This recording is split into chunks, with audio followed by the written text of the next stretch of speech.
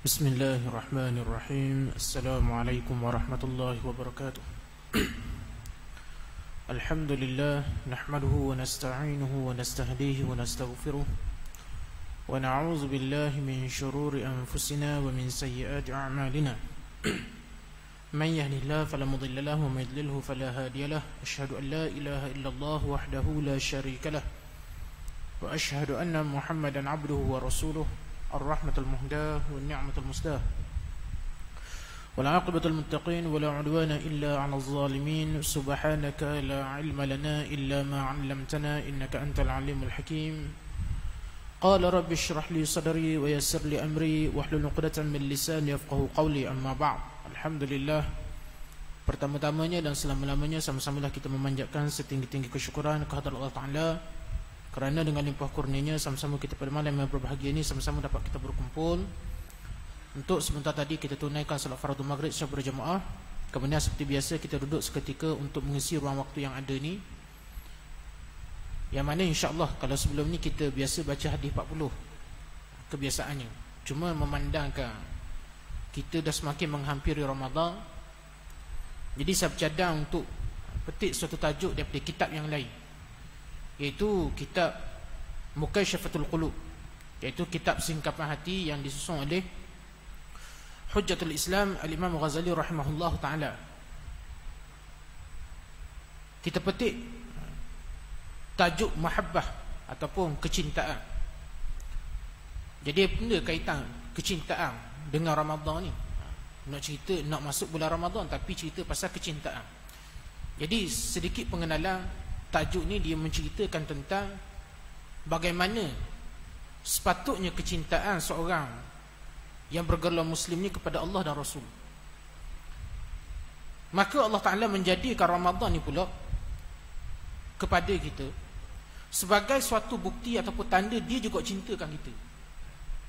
Jadi kita, kalau sebelum-sebelum ni biasa kita memasuki Ramadan dengan persediaan-persediaan yang tertentu. Seperti kita mula, orang kata bangun malam, ada orang dia mula puasa sikit-sikit, ada orang yang mula memperbanyakkan zikir dan baca Quran demi nak memasuki Ramadan. Maka suatu lagi persediaan yang kita harap kita juga berusaha buat ialah kita memperbaiki kecintaan kita kepada Allah dan Rasul. Semoga kita memasuki bulan Ramadan yang menjadi tanda kecintaan Allah dan Rasul kepada kita, dengan kita memasukinya dengan perasaan kecintaan kepada Allah dan Rasul yang lebih baik berbanding sebelum-sebelum ni. Berkata pengarang rahimahullah ta'ala, dikisahkan ada seorang melihat makhluk yang sangat hodoh di padang sahara, lalu dia bertanya, siapakah kamu? Maka jawab makhluk tersebut, aku adalah amalan buruk kamu. Maka lelaki ni bertanya lagi, bagaimanakah caranya untuk aku menyelamatkan diri aku daripada kamu ni? Maka jawab makhluk tersebut, selawat kepada Nabi Muhammad sallallahu alaihi wasallam sebagaimana sabda baginda, as-salatu 'ala an-nur 'ala as-sirat wa man shalla 'alayya yawmal jum'ah 80 marrah ghafarallahu dhunuba 80 'aman. Jawab makhluk tadi berselawat kepada Nabi sallallahu alaihi wasallam sebagaimana sabda baginda, selawat itu berada di atas cahaya di atas sirat. Maka barang siapa yang berselawat kepadaku pada hari Jumaat sebanyak 80 kali, maka Allah mengampuni dosa-dosanya selama 80 tahun. Baik. Jadi dikisahkan, Imam Ghazali memetik satu kisah. Ada seorang lelaki bila mana dia berjalan dekat padang pasir. Sahara itu padang pasir lah. Tiba-tiba dia ternampak ada seekor makhluk yang huduh. Huduh, memang huduh benar lah makhluk tu. Tapi pelik makhluk ni, walaupun dia huduh dia boleh cakap. Jadi lelaki ni memberanikan diri, dia tanya, siapa kamu ni? Maka jawab makhluk ni, aku ni amalan buruk kamu. Maknanya Allah Ta'ala menjelmakan amalan buruk dia ni sebagai seekor makhluk yang huduh. Lalu lelaki ni bertanya, macam mana cara aku nak selamatkan diri daripada kamu ni? Maknanya macam mana aku nak menghindarkan amalan buruk daripada diri aku? Maka jawab makhluk ni berselawat kepada Nabi. Lalu dibacakan hadis ni. Tuan-tuan, hadis ni kalau kita sembok, sebenarnya hadis ni tarah dia dhaif jiddan ataupun sangat lemah. Kalau sangat lemah ni dia hampir mendekati palsu lah. Ada juga setengah ulama mengatakan hadis ni palsu. Ala kulli hal, kita bukan nak membicarakan soal hadis ni sangat, tetapi kita nak cerita berkenaan dengan bagaimana selawat kepada Nabi SAW ni tuan-tuan, sekalipun tidak disandarkan kepada hadis yang palsu, tapi di banyak lagi hadis-hadis sahih yang menceritakan tentang kelebihan berselawat ni. Dan memang suatu benda yang tak boleh kita nak nafikan ialah selawat dia dapat menjadi benteng kepada kita. Sebab tu dalam satu dalam satu riwayat, dalam para ulama menyebut kita ni dituntut untuk belajar dengan guru yang mursyid. Apa maksud guru yang mursyid? Iaitu guru yang boleh membimbing jiwa dan rohani kita. Ni benda-benda yang kita orang Islam hari ni dah ambil peduli dah. Kita hari ni bagi kita kalau boleh selesai fardu ain tu, kalau boleh belajar selesai tentang fardu ain tu, beres tu. Walhal sebenarnya antara kalau kita kaji, kita lihat bagaimana para sahabat mereka bila berdamping dengan Rasulullah, mereka tidak hanya belajar hukum hakam sahaja, tapi mereka juga belajar kerohanian, minta bimbingan daripada Nabi SAW supaya membimbing jiwa dan rohani mereka ni. Bila kemah jiwa dan rohani ni dan diselaraskan pula dengan amalan ibadat, maka barulah kita dapat jadi Muslim yang baik. Hari ni kita tengok orang Islam ramai. Orang Islam ramai, tetapi nak cari orang Islam yang betul-betul beramal dengan Islam payah.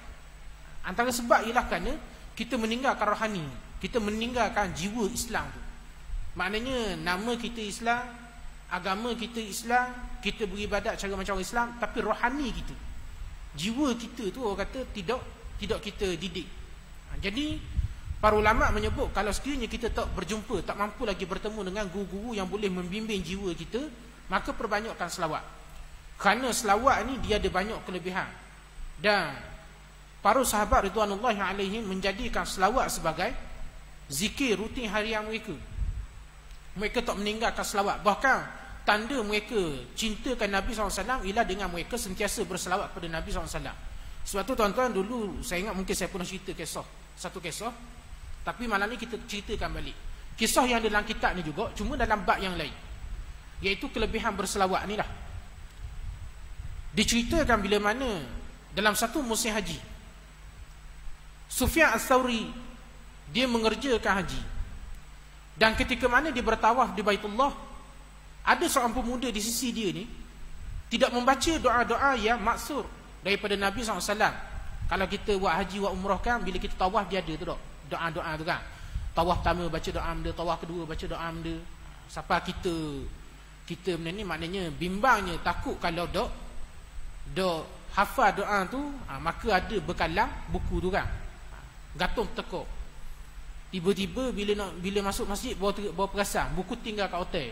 Lepas tu kita pun mula cari tekuk kawan kita dulu. Kursi tok pegang jugalah.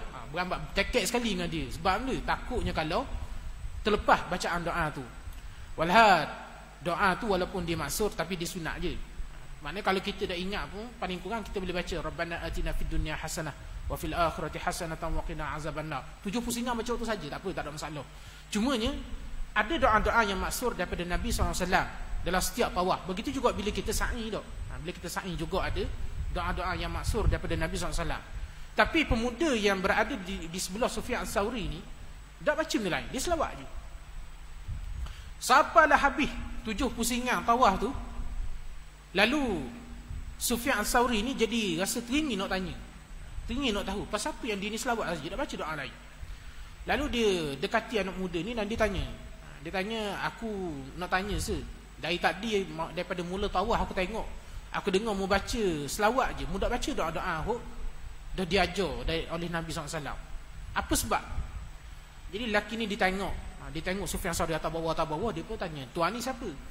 Sibuk-sibuk nak tahu hal orang. Jadi Sufyan Ats-Tsauri jawab, aku Sufyan Ats-Tsauri. Jadi dia kata, kalau Sufyan Ats-Tsauri memang dia biasa dengar lah nama tu. Sebab Sufyan Ats-Tsauri ni anak murid dia ramai, ribuan jumlah anak murid dia. Cuma dia tu dok rajin jumpalah in person dengan Sufyan Ats-Tsauri ni. Lalu dia kata, oleh kerana tuan ni Sufyan Ats-Tsauri, maka saya cerita apa sebab saya hanya berselawat saja tadi.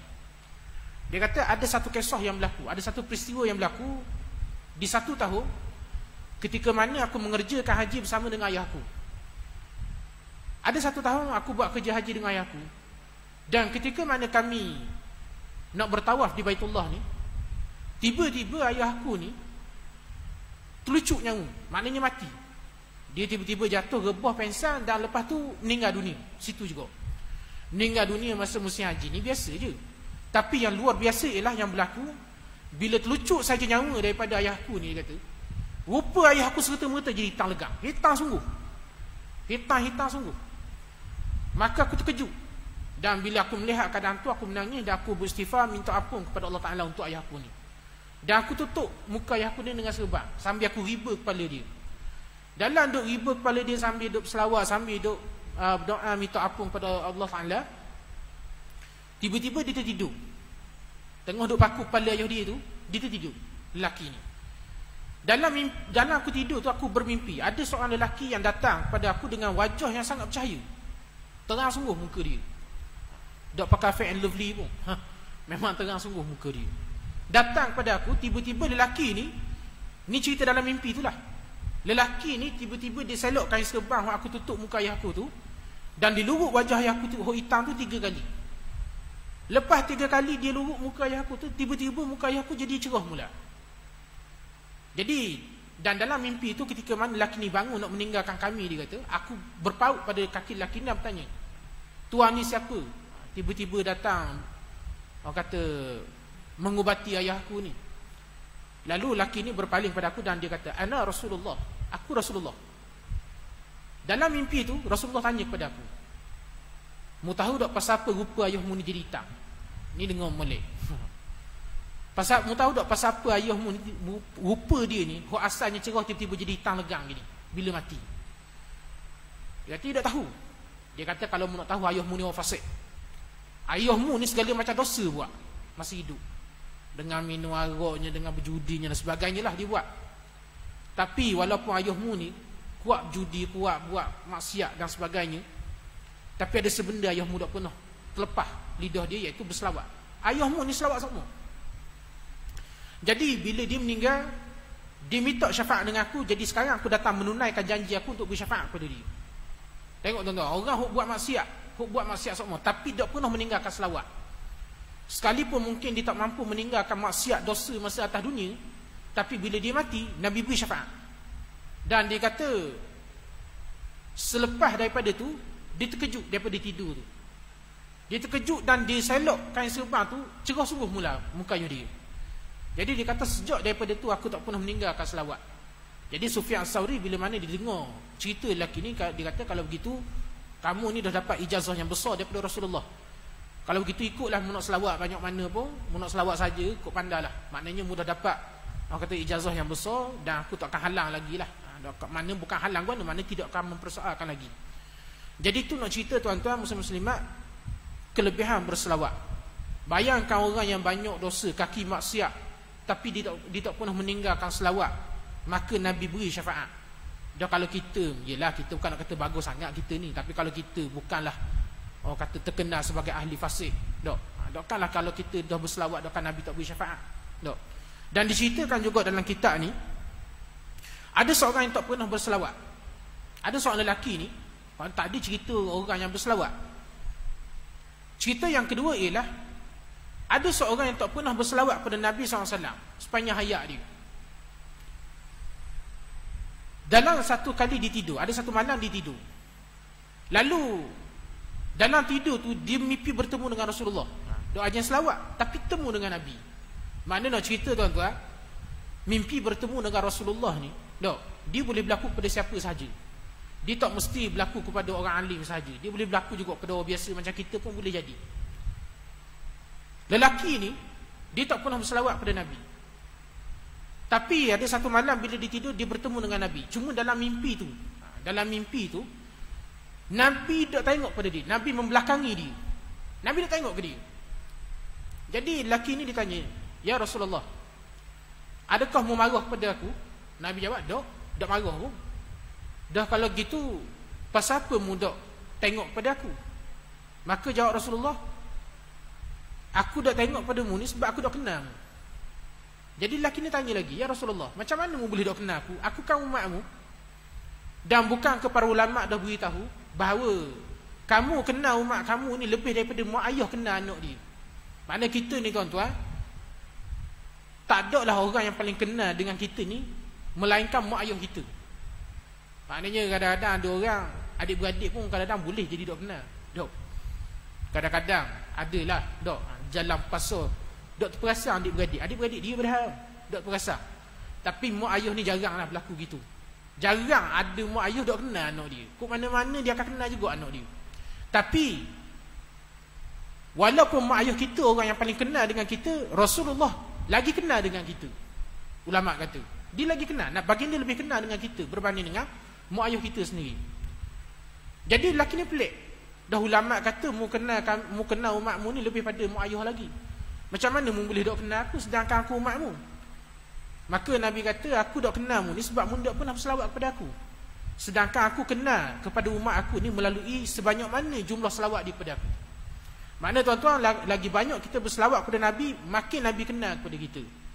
Ni kita selawat pun malah dok, tapi cita-cita mati nak syafaat Nabi. Ni orang kata cita-cita yang pelik. Tuan-tuan, benda ni bukan suatu benda yang mustahil berlaku. Sebab jangan kata kita, tuan-tuan, ada satu hadis Nabi SAW menyebut, inni la'arifu hajaran fi Makkah yusallimuni alayya qabla an ub'asa wa inni la'arifuhu al-ana. Nabi kata ada satu hari Nabi duduk dengan sahabat, Nabi cerita, aku kenal dengan ada seketul batu dekat Mekah. Aku kenal dia. Sebab dia kata pernah batu ni beri salam kepada aku sebelum aku dibangkitkan menjadi Rasul. Bukan lepas dibangkit, sebelum Nabi dibangkitkan menjadi Rasul, batu ni pun beri salam kepada aku. Wa inni la'ariful ana. Dan sampai sekarang ni Nabi kata aku kenal lagi batu tu. Maknanya kalau Nabi lalu jalan tu jumpa balik batu tu, Nabi kenal. Tuan-tuan, batu hok pernah beri salam sekali ke Nabi, Nabi boleh kenal. Batu muka gua ni batu. Batu bukan ada mata, hidung, mulut. Faham tak? Bukan macam kita ni kenal orang sebab ada mata, hidung dia dan sebagainya. Ni batu tak ada muka. Tapi kerana batu tu pernah beri salam kepada Nabi, maka Nabi ingat batu tu, Nabi kenal.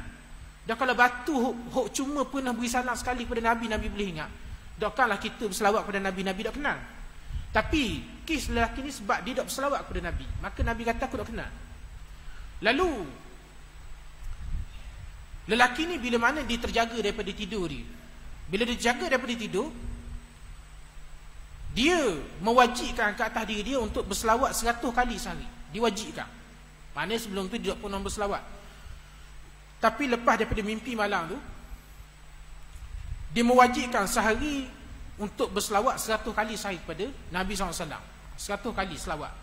Banyak tak 100? Tak banyak. 100 kali selawat tak banyak pun tuan-tuan, kalau nak kira.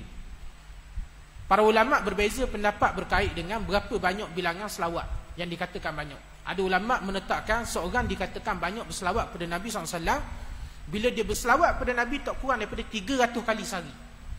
Sehari 300 kali. Kurang pada tu tak dikatakan banyak berselawat. Maknanya 300 dan ke atas baru dikatakan orang yang banyak berselawat pada Nabi SAW. Ada ulama' yang menetapkan tak mesti 300, tapi sebanyak mana hok dia mampu. Sebanyak mana dia mampu. Kalau katakanlah dia dah selawat 100 kali, boleh pergi lebih lagi? Boleh pergi. Hok lebih tu yang banyak. Kalau dia dah selawat 500 kali dah, boleh pergi lagi tak? Boleh lagi. Hok lebih tu yang dia katakan banyak. Maknanya sebanyak yang dia mampu buat, maka hok tu yang dikatakan orang yang banyak berselawat pada Nabi SAW. Dan tuan-tuan, kalau nak dibandingkan selawat dengan jumlah perkataan kita sehari, tuan-tuan, kajian dibuat, orang lelaki dia bercakap, kuota perkataan dia bercakap sehari 7,000 patah perkataan sehari, orang lelaki. Orang puan 28,000 hingga 30,000 patah perkataan sehari. Jadi tak pelik kalau orang yang banyak cakap. Tu kalau seorang bini. Kalau nikah 2, 60,000 nak kena tadah telinga dengar. Nikah 3, 90,000. Faham tak? Maknanya banyak cakap orang puan. Jadi tak pelik lah. Jadi orang puan ni tuan-tuan biasa bahasa dia dah lah. Cakap memang kerja dia.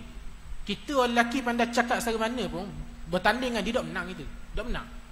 Ya orang puan ni, dia bangun pagi, mata tak buka lagi, mulut bunyi dah. Tidur malam, mata pejam dah, mulut dah habis lagi cakap. Tu orang puan. Biasa tu. Dah 30,000 patah perkataan.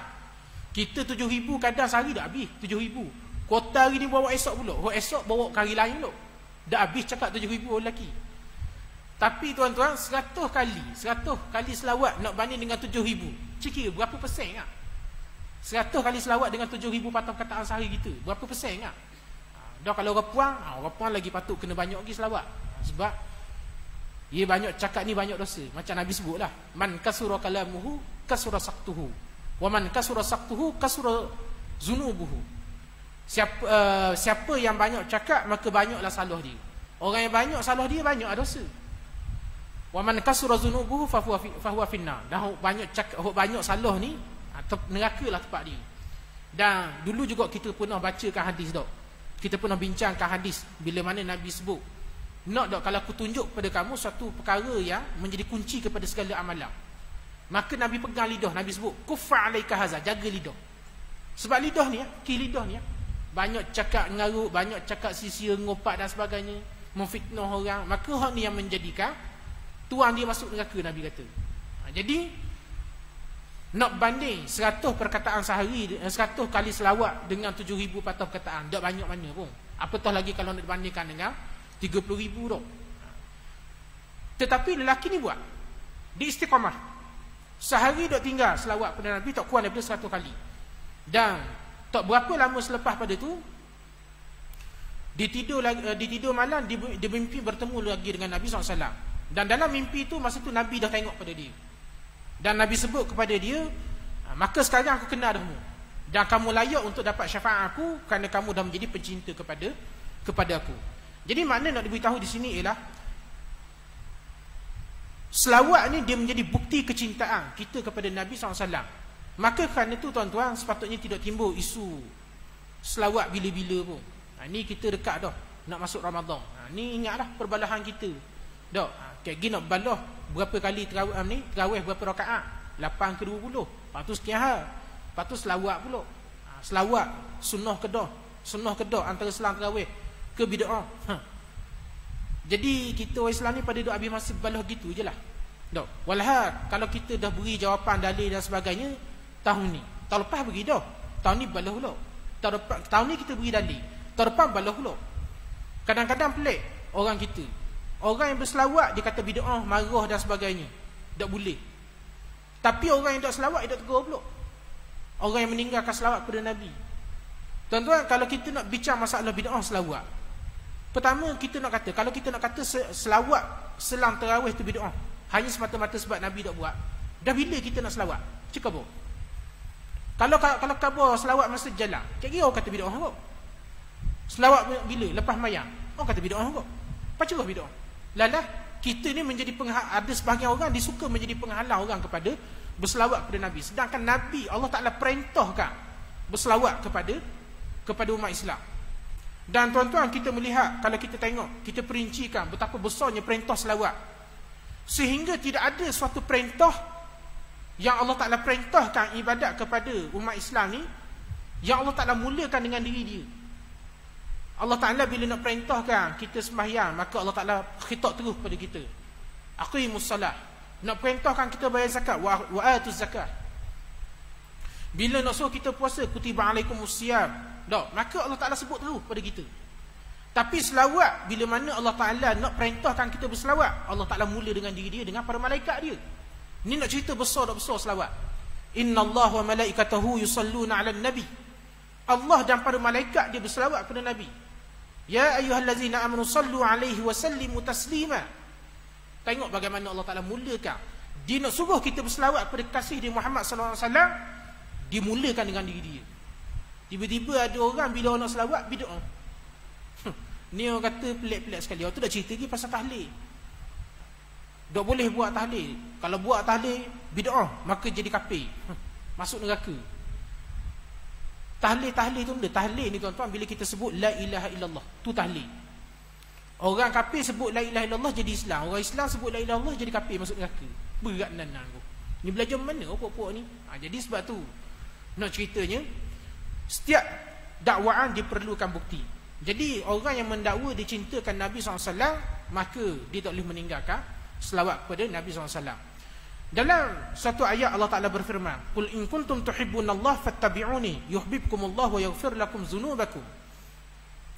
Dalam satu ayat Allah Ta'ala menyebut, katakanlah wahai Muhammad, in kuntum tuhibbunallah, kalau benar kamu ni cinta ke Allah Ta'ala, maka ikut aku, maknanya ikut Nabi. Yuhibbukumullah, maka barulah kamu akan dicintai oleh Allah Ta'ala. Wa yaghfir lakum dzunubakum, dan kamu akan diampunkan dosa-dosa kamu. Ayat ni turun bila mana Nabi SAW berdakwah kepada Ka'ab bin Ashraf dan juga kawan-kawan ni. Ka'ab bin Ashraf ni orang kafir, dan mereka ni mengaku cinta ke Allah Ta'ala. Dia ketika mana Nabi SAW berdakwah supaya mereka ni, Ka'ab bin Ashraf dengan kawan-kawan dia masuk Islam, Nabi suruh, mereka kata, Nabi sebut, masuklah Islam kalau benar kamu ni cinta ke Allah Ta'ala. Lalu apa jawab Ka'ab bin Ashraf? Ka'ab bin Ashraf ni jawab, dia persendakan Nabi. Dia sebut, nahnu fil manzilati abna'illah wala nahnu ashaddu hubban lillah. Dia sebut, kamu ni Muhammad nak suruh kami masuk Islam. Kami ni, dia kata, nahnu fi manzilati abna'illah, kami ni dah berada pada kedudukan macam anak-anak Allah Ta'ala. Mengaku anak Allah Ta'ala tu. Dia kata kami ni, nak cerita betapa kami ni cinta ke Allah Ta'ala, kami ni seakan-akan macam anak-anak Allah Ta'ala tu. Wala nahnu ashaddu hubban lillah, dan kamilah orang yang paling cinta ke Allah Ta'ala. Tiba-tiba mu nak suruh kami ni masuk Islam, ikut kamu. Jadi dia persendakan, dia memperlekehkan Nabi. Lalu tuan-tuan muslim-muslimat, Allah Ta'ala tak biarkan Nabi dia dipersendakan, kekasih dia dihina. Lalu Allah Ta'ala turunkan ayat ni, Qul, katakanlah wahai Muhammad, maknanya beritahu kepada orang kafir ni, in kuntum tuhibbunallah, kalau benar kamu ni cinta ke Allah Ta'ala, fattabi'uni, maka kamu kena ikut aku. Yuhibbukumullah, maka barulah Allah Ta'ala akan mencintai kamu. Wa yaghfir lakum dzunubakum, dan Allah Ta'ala mengampunkan dosa-dosa kamu. Makna tuan-tuan, syarat kalau kita nak cinta ke Allah Ta'ala, ataupun kita mendakwa kita cinta ke Allah Ta'ala, maka tidak kita kena ikut Nabi SAW. Tak boleh seorang yang mengaku cinta ke Allah Ta'ala, dia mengaku dia beriman kepada Allah, dia cinta ke Allah, tapi dia tak mau ikut Nabi. Walhal Nabi adalah orang yang paling benar cinta dan kasih dia kepada Allah. Tidak ada manusia lain yang paling benar cinta dan kasih dia kepada Allah melainkan Nabi SAW. Dan begitu juga bila seseorang dia mengaku cinta ke Allah Ta'ala, tapi dalam masa yang sama dia menafikan keimanan dia kepada Nabi, maka cinta dia palsu, cinta dia pelawak. Dan Allah Ta'ala tak terima cinta sebegini. Dia mengaku dia cinta ke Allah Ta'ala, dia beriman kepada Allah, tapi dia tak mau ikut Nabi. Hal ni sebagaimana yang dibuat oleh orang kafir, yang dibuat oleh orang Yahudi, orang Nasrani, yang mana mereka dakwa mereka ni cinta ke Allah Ta'ala, tapi tak mau ikut Nabi, tak mau beriman dengan Nabi. Maka apa Allah Ta'ala sebut kepada mereka? Allah Ta'ala sebut, tak, ihdinas siratal mustaqim, siratal ladzina an'amta alaihim ghairil maghdubi alaihim. Siapa orang-orang yang mendakwa cinta ke Allah Ta'ala tapi tak mau ikut Nabi, maka Allah Ta'ala gelar mereka ni al-maghdubi alaihim, orang-orang yang dimurkai oleh Allah Ta'ala. Allah Ta'ala benci pada mereka. Maka bila kita nak dakwa kita cintakan Nabi, maka kita cintakan Allah Ta'ala, maka wajib kita kena ikut Nabi. Begitu juga bila kita dakwa kita cintakan Nabi SAW, maka wajib kita kena ikut para ulama. Sebab ulama orang yang paling benar cinta dia kepada Nabi, juga orang yang paling benar cinta dia kepada Allah. Bagaimana mungkin kita orang yang orang kata tidak mampu memahami nas Al-Quran dengan hadis dengan baik, tapi kita nak dakwa kita paling cinta ke Allah Ta'ala? Tak. Kita nak mencintai Allah Ta'ala, maka kita kena belajar mencintai Allah Ta'ala. Macam mana cara nak mencintai Allah Ta'ala dan Rasul? Kita kena belajar bagaimana para ulama mencintai Allah dan Rasul. Sebab hak ni orang manusia yang paling benar kecintaan dia kepada Allah dan Rasul. Mana mungkin kita mengaku cinta ke Allah Ta'ala, tapi kita bermusuh dengan orang yang paling betul cinta dia kepada Allah dan Rasul. Maka hak ni dakwah yang pelawak.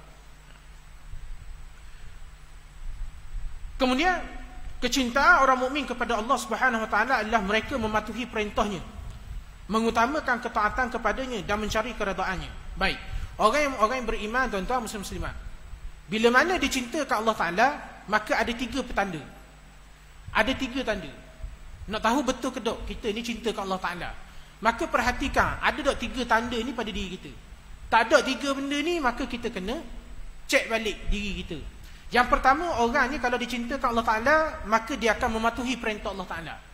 Tengok diri kita, adakah kita ni termasuk di kalangan orang yang mematuhi perintah Allah Ta'ala, ataupun kita ni termasuk di kalangan orang yang banyak buat benda Allah Ta'ala larang. Kalau benar cinta kita kepada Allah, maka kita akan jadi orang yang mematuhi perintah Allah Ta'ala. Kemudian yang kedua, dia akan menjadi orang yang mengutamakan ketaatan kepada Allah. Maknanya bila bertembung antara kehendak hawa nafsu dia dengan perintah Allah Ta'ala, hok mana dia ikut. Kalau dia mengutamakan nafsu dia lebih daripada perintah Allah Ta'ala pada ketika itu, maka dakwaan dia pelawak, dusta belaka. Kemudian yang ketiga ialah mencari keredaan Allah Ta'ala. Orang yang beriman, yang benar cinta dia kepada Allah, dia akan berusaha mencari keredaan Allah Ta'ala. Apa sahaja benda dia buat dalam hidup dia, tak kira lah sama ada dia berkahwin, dia bekerja, dia belajar, dia buat hobi dia dan sebagainya, maka segala perkara yang dia buat, dia akan utamakan keredaan Allah Ta'ala. Maknanya bila dia nak buat satu perkara, dia akan tengok Allah Ta'ala redha tak benda ni, Allah Ta'ala suka tak benda ni. Kalau benda ni dia melihat Allah Ta'ala murka kalau dia buat benda ni, dan dia melihat benda ni adalah bertentangan dengan apa yang Allah Ta'ala kehendaki, maka dia akan buat benda tu. Tapi kalau kita ni tuan-tuan kata cintakan Allah Ta'ala, cintakan Rasul, tapi benda Allah Ta'ala, Allah dan Rasul larang, kita buat juga, maka tu pelawak. Dakwa cintakan Allah dan Rasul, tapi pitih pada dah habis pergi kongsi. Tu pelawak belaka. Kemudian bila mana Allah Ta'ala mencintai hamba-hamba dia pula, maka juga ada tanda-tanda dia. Kita bila kita cintakan Allah Ta'ala, maka ada tanda-tanda dia pada kita. Dan Allah Ta'ala bila dicintakan kita, maka ada tanda-tanda dia. Ini tanda ni kita nak bahas sebenarnya, tapi mukadimah panjang sikit, nak habis waktu dah. Nak masuk waktu isyak. Tak apalah, kita cerita. Tuan-tuan, bila mana Allah Ta'ala dia kasih kepada hamba-hamba dia, maka ada tanda-tanda dia pula pada kita. Yang pertama ialah Allah Ta'ala akan memuji kita ni di hadapan para malaikat dia. Yang kedua, Allah Ta'ala akan memberi pahala kepada kita. Kita buat kebaikan, maka Allah Ta'ala akan beri pahala kepada kita. Yang ketiga, Allah Ta'ala akan beri keampunan kepada kita. Dan yang keempat, Allah Ta'ala memberikan kenikmatan kepada kita. Yang kelima, Allah Ta'ala beri rahmat. Yang keenam, Allah Ta'ala pelihara kita. Kita tuan-tuan, kalau benar Allah Ta'ala cintakan kita tak, Allah Ta'ala akan sentiasa memelihara keadaan kita. Kita boleh perasan tanda-tanda ni kalau kita tengok dalam banyak perkara dalam hidup kita tak. Kadang-kadang kita banyak kali terselamat daripada malapetaka, terselamat daripada kemalangan, terselamat daripada kecurian dan sebagainya.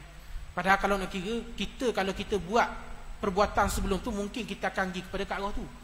Tapi kita terselamat kadang-kadang dengan adanya maslahat ataupun benda-benda yang lain yang berlaku, jadi kita tak nak buat benda tu. Contohnya kita nak pergi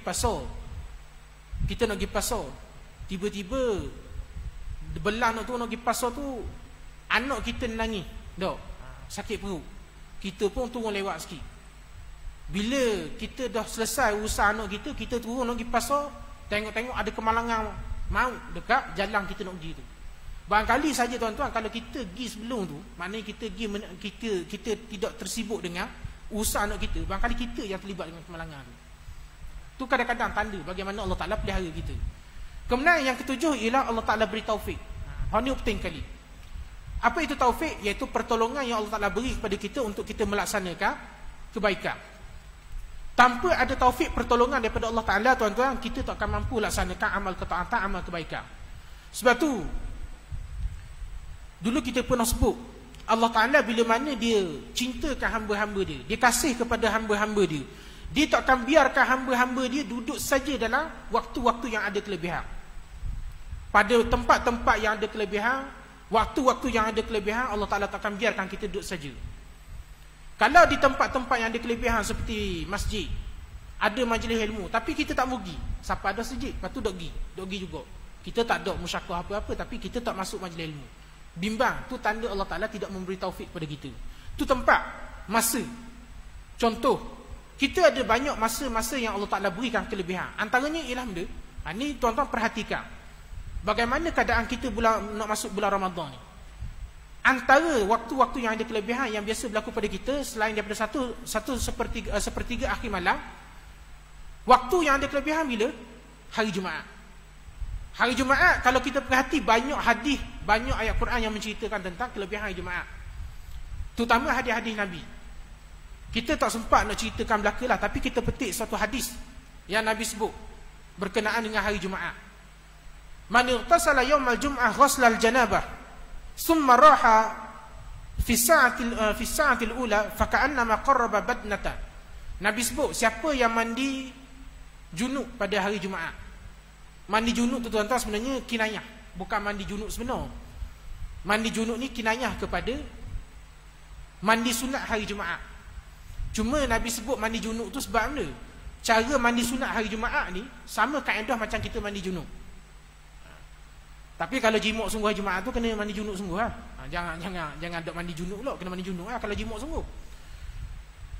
Maka Nabi kata, siapa yang mandi sunat hari Jumaat, summa raha fi sa'atil ula, kemudian dia keluar pada waktu yang pertama hari Jumaat. Maksudnya dia keluar awal untuk hadir solat Jumaat. Waktu lambat lagi main Jumaat, tapi dia keluar awal. Faka'annama qarraba badnatan, maka seakan-akan dia telah berkorban seekor unta. Pahala dia tu, dia dapat pahala seakan-akan dia berkorban seekor unta. Wa man raha fi sa'atis tsaniyah, dan siapa yang keluar pada waktu yang kedua, maksudnya lebih lewat daripada waktu yang pertama tadi, lebih dekat sikit dengan waktu Jumaat, faka'annama qarraba baqaratan, maka seumpama dia telah berkorban seekor kambing, pahala dia. Wa man raha fi sa'atis tsalisah, dia telah berkorban seekor lembu. Ni faka'annama qarraba baqaratan, seumpama dia telah berkorban seekor lembu. Mula-mula seekor unta, lepas tu bila lewat sikit, turun sikit darjah pahala dia tu jadi pahala seekor lembu. Wa man raha fi sa'atis tsalisah, siapa yang keluar pada waktu yang tiga, faka'annama qarraba kabshan aqra, Nabi kata, seumpama dia telah berkorban seekor kambing yang bertanduk. Kambing yang bertanduk. Berapa kambing bertanduk? Kambing yang bertanduk ni dia ada sebab Nabi sebut gitu. Yang pertama, tanduk kambing ni dia ada kegunaan dia. Dia ada kegunaan dia lah, dia boleh dimanfaatkan tanduk dia ni. Yang kedua, rupa yang sempurna bagi kambing ni ialah bila dia bertanduk. Tu rupa yang sempurna bagi kambing. Kambing ni ada tanduk tak ada tanduk, kambing ni daging dia sama je, sedap tu sama je. Tapi kalau ada tanduk, tu rupa yang sempurna bagi kambing. Macam orang lelaki kot tuan-tuan. Orang lelaki ni, rupa yang sempurna bagi orang lelaki bila dia ada misai ada janggut. Bila tak ada misai janggut, maka dia anggap kurang sempurna rupa dia. Tapi bukan kata cacat, dah cacat, cuma menyerlah kelelakian rupa dia ni bila ada misai ada janggut. Tu orang lelaki. Tapi orang puan lain ni tak minat orang ada misai ada janggut. Dia lain ni orang puan, dia minat hok jenis amrok. Tahu amrok? Amrok ni orang lelaki hok tak ada misai janggut. Dia bukan dicukur misai janggut, dia ada misai janggut, tapi dicukur. Hok tu dah panggil amrok. Dia hok amrok ni memang dia tak ada misai janggut. Dah pakai minyak benda tu. Dak memang dak jadi, dak tumbuh. Hok ni dipanggil amrok. Ya ni orang puan yang minat jadi muka gitu lah ni. Dia tak minat dah muka janggut, ada janggut ada misai ni tak boleh. Dia kata benda geli.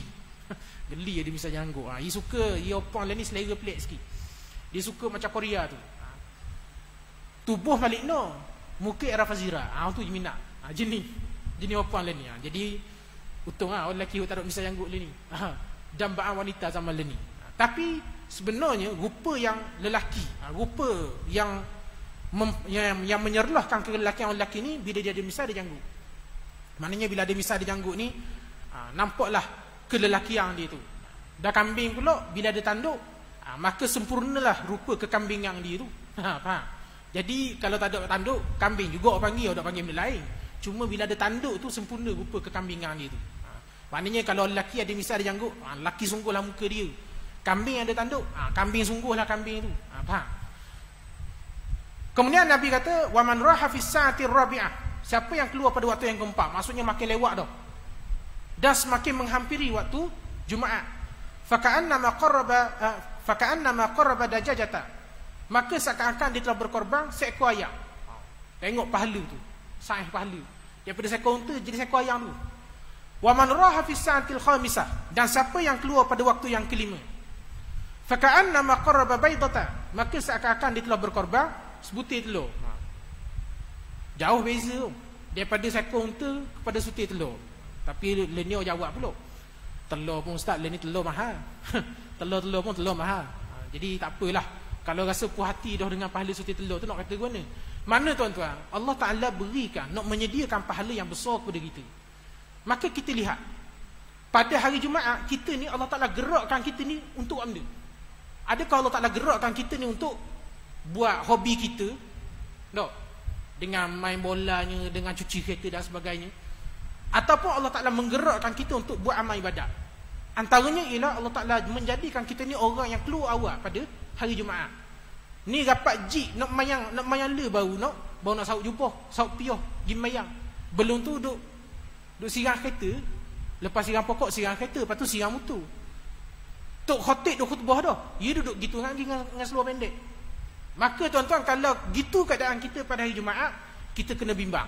Guana rupa keadaan kita masa bulan Ramadan nanti. Ni kita cerita ni tuan-tuan sebagai tanda-tanda yang kita perlu perhatikan. Kita dah sebut, Allah Ta'ala dia tak akan biarkan hamba-hamba yang dia kasih untuk duduk saja pada waktu yang ada kelebihan. Pada hari Jumaat yang ada kelebihan, kalau kita ni duduk benda, duduk saja, maka kita bimbang. Kita bimbang, takut kayak gini bulan Ramadan kayak gini kita jadi gitu juga. Jadi mudah-mudahan benda ni menjadi muhasabah pada kita. Kita dah lama dah nak Ramadan ni. Berapa kali Jumaat je lagi. Takut kira berapa kali Jumaat tu bukan kata dah masuk Ramadan. Mati tu bukan. Dok, bimbang juga tu. Jadi kita nak supaya kita memasuki Ramadan ni dengan bukan hanya semata-mata persediaan ibadat, tapi juga dengan persediaan kecintaan kita kepada Allah Ta'ala. Ada tahlil mana ni? Dapat ada tu, ada nasi mari. Tapi gini, hamba nak royak awal tu. Kalau ada tahlil, ada benda malam ni, hamba tak boleh nak join ni. Sebab lepas isyak ni terpaksa bergegah ke sekolah dulu. Sebab ada kelas dengan pelajar. Jadi mudah-mudahan kalau ada tahlil lah, kalau ada tahlil ada benda, saya minta jemaah tolong buat deh. Hamba minta ta'zur dulu awal-awal. Takut kayak kau kata kita anti tahlil pula. Bukan, dah anti pun tahlil ni, cuma memang kebetulan ada kerja malam ni deh. Jadi mudah-mudahan segala benda sampai kepada malam ni sama-sama dapat kita ambil manfaat dan kita amalkan. Segala apa yang baik itu datang daripada Allah Ta'ala. Apa yang tersilap dan terkurang itu datang daripada kesilapan dan kelemahan di saya sendirilah. Aku qauli hadza wa astaghfirullahalazim wa lakum. Wassalamualaikum warahmatullahi wabarakatuh. Rabbana atina fid dunya hasanah wa fil akhirati hasanah wa qina azabannar. Wa sallallahu ala sayyidina Muhammad wa ala alihi wasallam. Walhamdulillahi rabbil alamin.